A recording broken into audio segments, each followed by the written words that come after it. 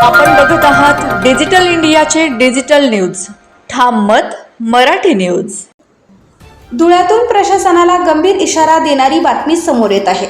मानव विकास अभियानांतर्गत जिल्हा ग्रामीण विकास विभाग तसेच उमेदच्या माध्यमातून महिलांना देण्यात आलेल्या मशिनरीमध्ये मोठ्या प्रमाणावर अनियमितता झाल्याचा आरोप करण्यात आलाय.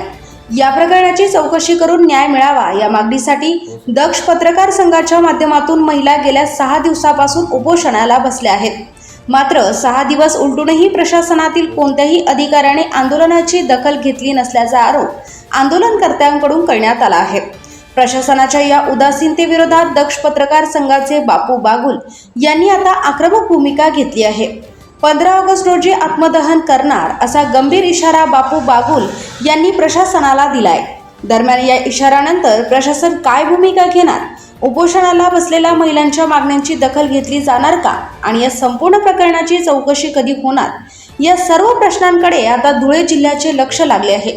ठामत मराठी न्यूज नेटवर्क धुळे अंतर्गत दक्ष पत्रकार संघाच्या माध्यमातून जे आंदोलन चाललेलं होतं त्या आंदोलनाला आज 6 दिवस पूर्ण झाल्यानंतरही प्रशासनाने कुठल्याही प्रकारची दखल न घेतल्यामुळे आज CO साहेबांच्या ह्या ठिकाणी आम्ही येऊन त्यांना त्या ठिकाणी आंदोलन करणार होतो. आंदोलन केलंही. त्यावेळेस CO साहेबांना या ठिकाणी आम्हाला चर्चेसाठी बोलवलं. चर्चेअंती त्यांनी सांगितलेलं आहे की हा विषय आम्हाला अजून माहितीच नाही. म्हणजे प्रशासनाने ग्रामीण विकास कार्यालयाने मंत्रालयातून यांना पत्र आल्यानंतर देखील 6 तारखेचं पत्र आलेलं आहे. 6 तारखेचं पत्र आल्यानंतर देखील यांना हे माहीत नाही की आमच्याकडं पत्र आलेलं आहे. आम्ही गेल्या 6 महिन्यापासून तक्रारी दिलेल्या आहेत, परंतु साहेब या ठिकाणी नवीन आलेले आहेत म्हणून ते म्हणतात की आमच्याकडं अजून तक्रार आलेली नाही. म्हणजे घोंगळ कारभार चाललेला आहे का प्रशासनाचं, याच्यातनं हे सिद्ध होतं.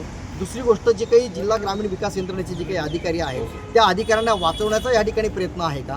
त्यांनी सांगितलं की मी या ठिकाणी चौकशी समिती नेमतो, परंतु आमची इच्छा आहे त्यांची चौकशी समिती म्हणजे काय, त्यांचेच ते अधिकारी असतील आणि त्या चौकशीमध्ये काय होईल ही आमच्या लक्षात येतं. कारण की आमची जी काही मांडणी आहे की अँटी करप्शन ब्युरो यांच्यामार्फत किंवा SIT मार्फत, म्हणजे यांच्यामार्फत जर चौकशी झाली तर निपक्षपाती चौकशी होईल. त्याच पद्धतीने चौकशी जर खरंच करायची आहे तर त्याच्यासाठी सक्तीच्या रजेवर ज्यांच्या विरोधात आमचे काही ॲलिगेशन्स आहेत, ज्यांनी भ्रष्टाचार केलेला आहे, ज्यांनी मशिनी घेतलेल्या आहेत, 5 लाख रुपये प्रत्येक मशीनच्या माध्यमातून खाल्लेले आहेत, तर त्या अधिकाऱ्यांना निलंबित करण्यात यावी.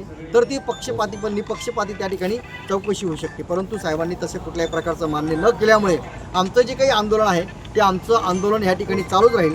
उद्या आमचं ह्या ठिकाणी जिल्हाधिकारी कार्यालयासमोर सामूहिक आत्मदहन त्या ठिकाणी होणार आहे आणि सामूहिक आत्मदहनाच्या माध्यमातून या ठिकाणी कुठल्याही महिलेला किंवा पत्रकार संघाच्या पदाधिकाऱ्याला कुठल्याही प्रकारची जीवितहानी झाली तर याला संपूर्ण प्रशासन जबाबदार असेल.